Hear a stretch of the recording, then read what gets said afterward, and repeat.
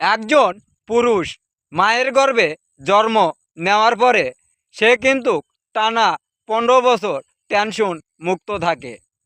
যখন 15 বছর পার হয়ে যায় তখন বাবা মা চিন্তা করে আমার ছেলেকে সংসারের হাল ধরিয়ে দিতে হবে, কারণ আমাদের বয়স হয়ে যাচ্ছে। তখন বাবা মা সংসারের হাল ধরায় দেয়। তখন ওই পুরুষের টেনশন শুরু হয়ে গেল। তারপর কিছুদিন যাওয়ার পরে বাবা মা চিন্তা করে আমাদের তো বয়স হয়ে গেছে, আমাদের ছেলেদেরকে বিয়ে দিতে হবে, আমাদের তো নাতিমতির মুখ দেখতে হবে।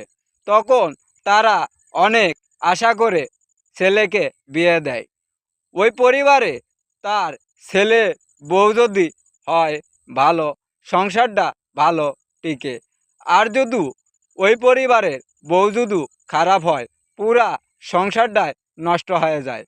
আর ওই পুরুষটাও ধীরে ধীরে নষ্ট হয়ে যায়।